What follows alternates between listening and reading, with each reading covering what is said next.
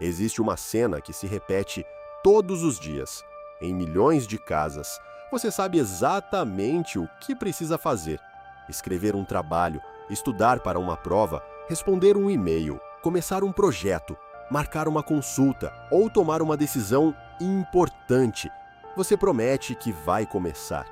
Daqui a pouco, depois do café, depois de organizar a mesa, depois de responder apenas mais uma mensagem. Sem perceber, as horas passam, o dia termina e a tarefa continua exatamente onde estava. Então, surge uma pergunta: se sabemos o que precisa ser feito, por que tantas vezes simplesmente não conseguimos começar?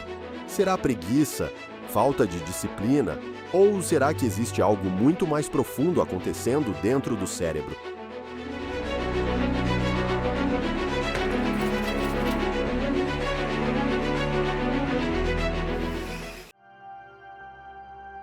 Durante muito tempo, a procrastinação foi confundida com preguiça, mas a psicologia moderna mostra que essa explicação está longe de ser suficiente. Pessoas extremamente dedicadas, que trabalham muitas horas por dia, também procrastinam. Professores, médicos, empresários, artistas, pesquisadores, estudantes, quase todos já adiaram tarefas importantes.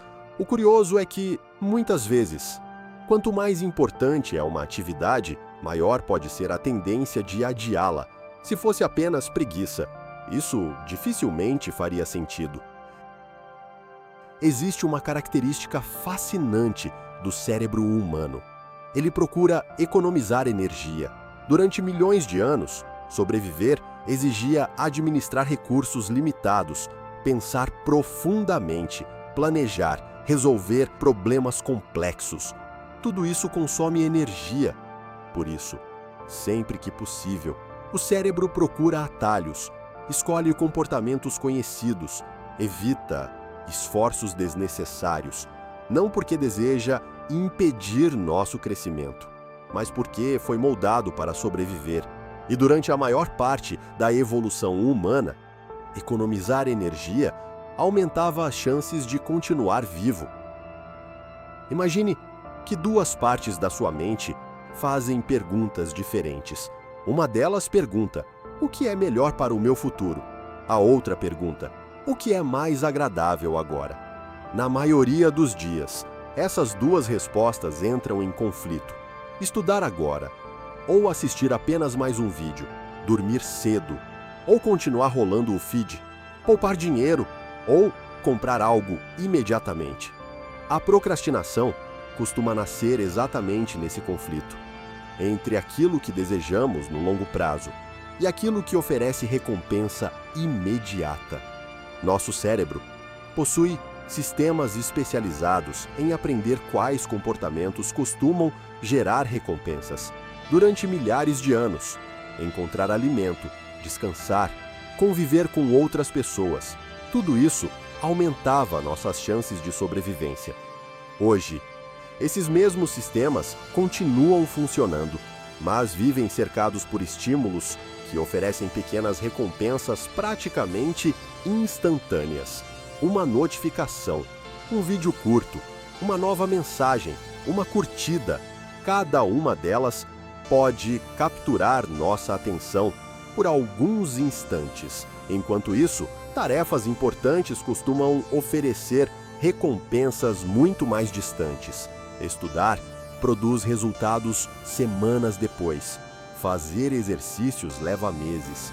Aprender uma profissão pode levar anos. O cérebro naturalmente percebe essa diferença e tende a favorecer aquilo que parece trazer benefícios agora. Existe outra descoberta interessante. Nem sempre adiamos uma tarefa porque ela é difícil. Às vezes, adiamos porque ela parece grande demais. Quando o cérebro percebe um desafio enorme, pode interpretá-lo como algo impossível de controlar. E diante da sensação de excesso, surge um comportamento curioso. Em vez de começar aos poucos, adiamos completamente. Como se evitar a tarefa reduzisse o desconforto. Mas esse alívio costuma durar pouco, porque quanto mais adiamos, maior tende a ficar a ansiedade e maior parece a própria tarefa. Até aqui, pode parecer que nosso cérebro foi programado para procrastinar, como se estivéssemos presos a esse comportamento. Mas essa não é a principal descoberta da psicologia. Nas últimas décadas, os pesquisadores começaram a perceber que a procrastinação talvez não seja um problema de gestão do tempo, nem de preguiça.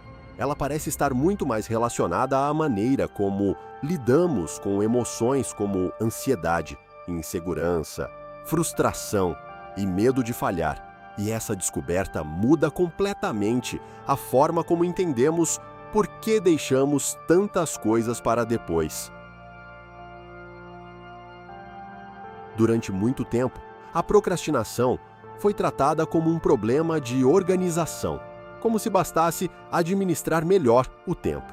Mas as pesquisas começaram a revelar algo muito mais interessante.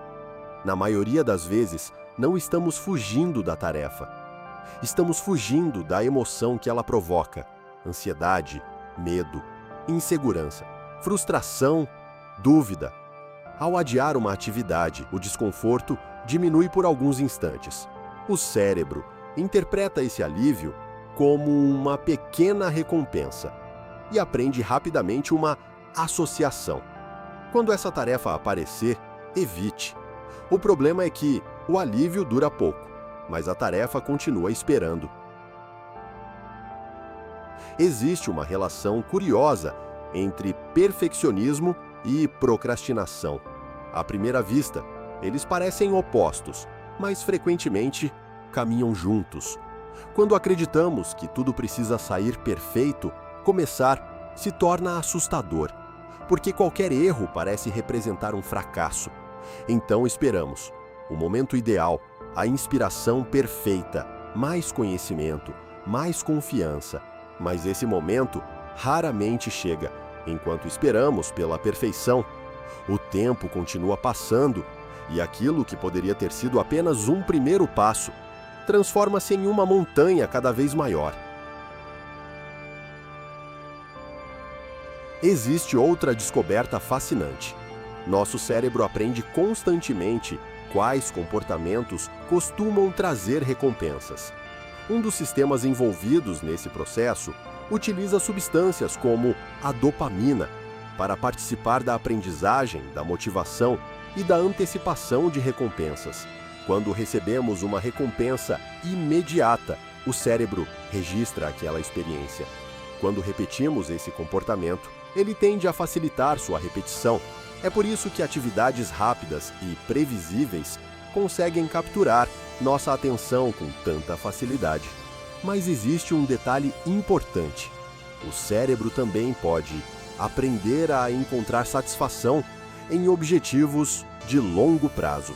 Sempre que dividimos uma tarefa em pequenas etapas e percebemos progresso, novos sinais de recompensa começam a surgir.